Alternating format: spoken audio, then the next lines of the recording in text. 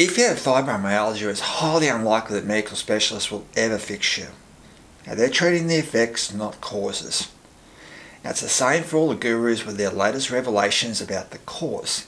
Now, I get messages every day about the latest fad, whether it's insulin, mitochondria, some diet or whatever. Now, they're all symptoms or effects, not the cause. Now, in this video I'll show you the difference. Then I'll show you the research where scientists got it right, actually removing the cause and settling fibromyalgia down.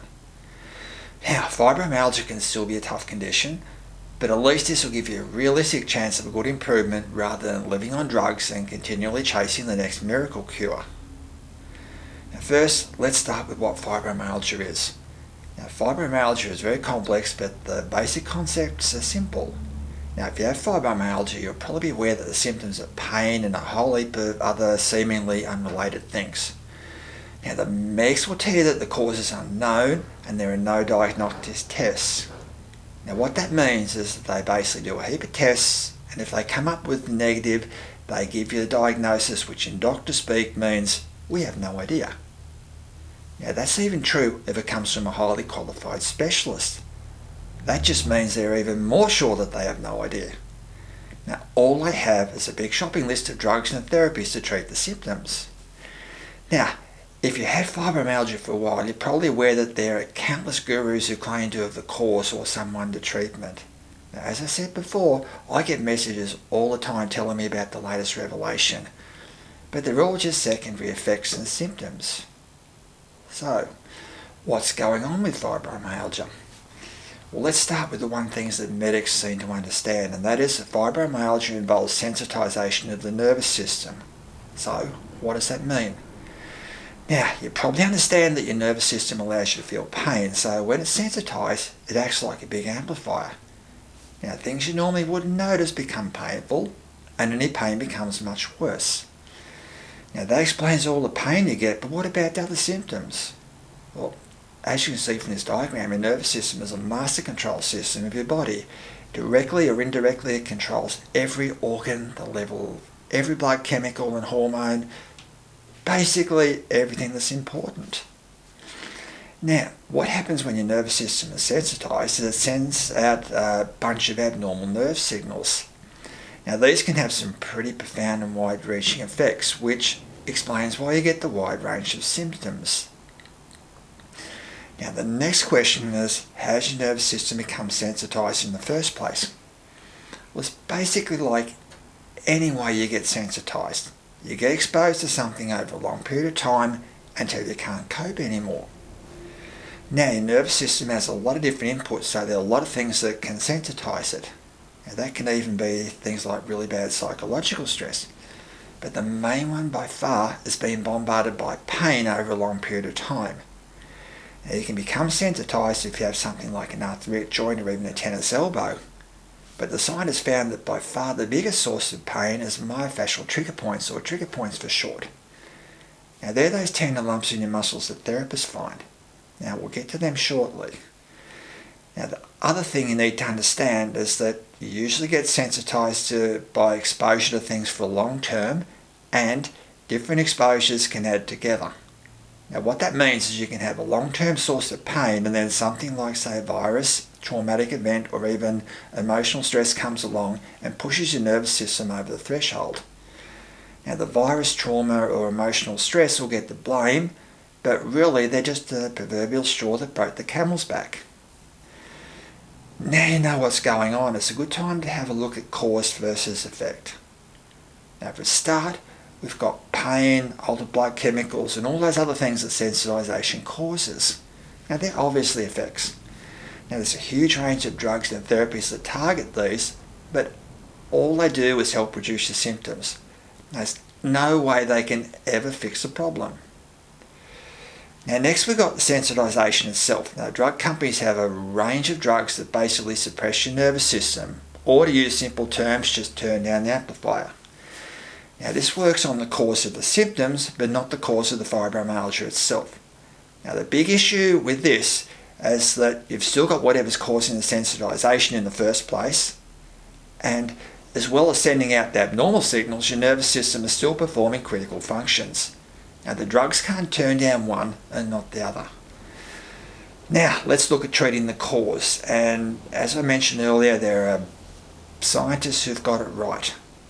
Now, a bunch of scientists over the years have investigated and found that trigger points are a big problem and how they cause the sensitization.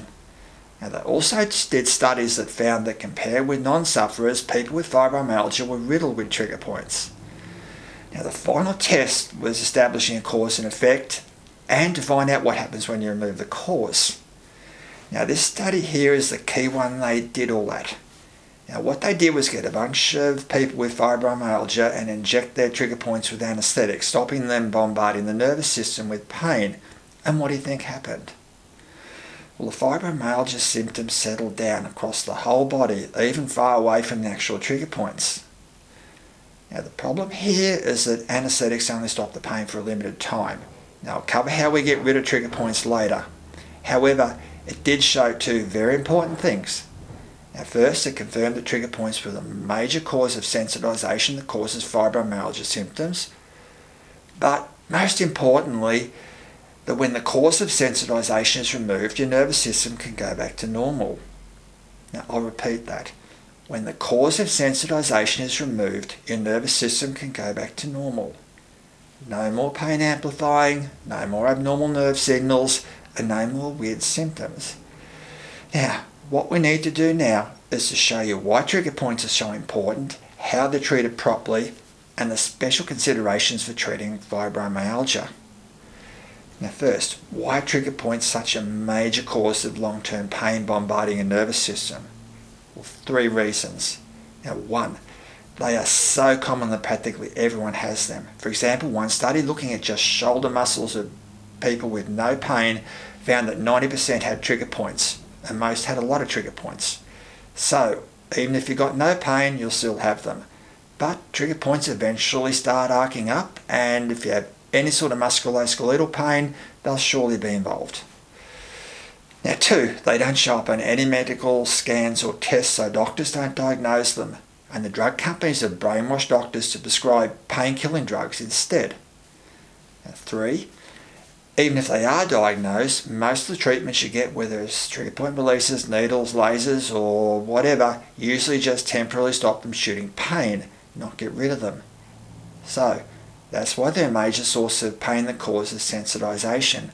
Everyone gets them, and they practically never get treated properly. Now, that said, let's look at how to treat them. Now, we've got excellent resources which I'll link in the description, but what I'll do here is give you a brief overview.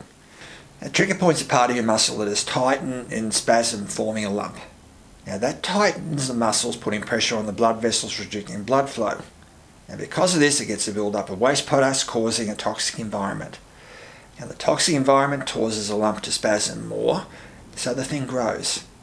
Now, what that means is the trigger points start off small, so you only know they're there if someone presses on them, but like this snowball, gradually grow until something stirs them up and they start shooting pain like scientists map on charts like this.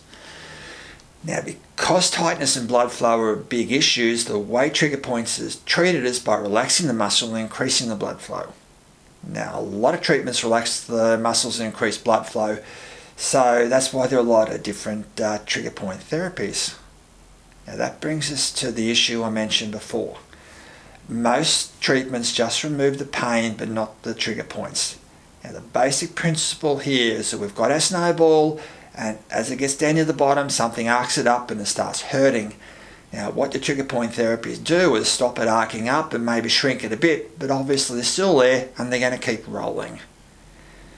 Now, to give you an idea how totally useless long-term treatments like needles, lasers, or trigger point releases people show you on YouTube are. Now, a while back, the best trigger point scientists in the world got a bunch of people with shoulder pain and basically hit the trigger points with everything but the kitchen sink for 12 weeks. Now, the people felt a lot better, but as this chart from the report shows, the trigger points had all shrunk, but 2/3 of them were still there. Now, at this stage, I've got to make a little sidetrack to prevent you getting sucked in, spending a lot of money and having nothing long-term to show for it. Now, needles and lasers are the flavour of the month at the moment, so let's say you're a scientist running a trial on them as a therapy for trigger points. Now you want to do a successful trial, but you're not stupid. Now you read the report on the trial I've just mentioned and know there's no way known you're going to get rid of the trigger points. So what you do is don't measure them. Instead, you give people, say, half a dozen treatments of needles, lasers or whatever, and just measure things like pain. Now the pain you prove, so you've got a trial showing that needles, lasers or whatever are an effective treatment for trigger points. Now next you've got people selling lasers and needles, having their salespeople using the trial to sell to professionals. Now the professionals see what's measured, but not what's omitted. So they recommend you get half a dozen sessions of needles or lasers. Now a few months later, the snowballs roll further down the hill again, and you're not only back to square one, you're another step closer to being sensitised and developing fibromyalgia. Now, this is exactly what the drug companies do with a lot of their drug trials, and you're either aware of it or they're victim. Now, back to how we successfully treat trigger points. Now, the one positive from the trial I mentioned before is that after 12 weeks, all the trigger points had shrunk and a third were gone. Now, what that tells us, if we keep going, we can shrink them further and get rid of more of them. So, to get rid of trigger points, we need effective therapy that we can use initially to get rid of the pain and then continue over a long period of time to get rid of the trigger points altogether. Now, technically you could do it with needles, lasers or professional therapists, but I can't see many people fronting up for maybe 50 or 100 treatment sessions. So luckily we've got a therapy that's easy to do on yourself and arguably a lot more effective. Now that's using a genuine vibration massager like one of these. Now, I'll link more complete info, but what you do is basically sit one of these machines over the trigger point and let the vibrations penetrate. Now those vibrations have been scientifically proven to relax the muscles and increase the blood flow, which is exactly what you need for a trigger point. Now better still, they're real easy to use and normally don't hurt. Now keep in mind that if you have fibromyalgia, even just touching it can hurt, but of all the physical therapies, vibration massage is by far the least. Now just a warning here, now we've got percussion massages or massage guns vibrating and claiming to give these benefits. Now I'll link details, but in simple terms they're designed to jackhammer the surface rather than send vibrations deep in their muscles. Now you get far less of the beneficial vibrations, and the last thing you want when you're sensitised is something jackhammering or pummeling you. Now you need a genuine vibration massager, not a massage gun. So that's treating trigger points in general. Let's have a look at some specifics for fibromyalgia. Now, by the time you become sensitised, you'll have the trigger points for a long time, so they'll become well entrenched, and the tightness of the muscles will have probably caused biomechanical changes, which are changes to things like your posture and how your joints work. Now, you can do a lot of therapy yourself, but get a professional who deals in biomechanics and trigger points to check you and advise you. Now next, when you're sensitised, you become less tolerant to treatments. Now, if you use something like pressure techniques, foam rollers, or as I mentioned, a massage gun, you can easily stir the problem up big time.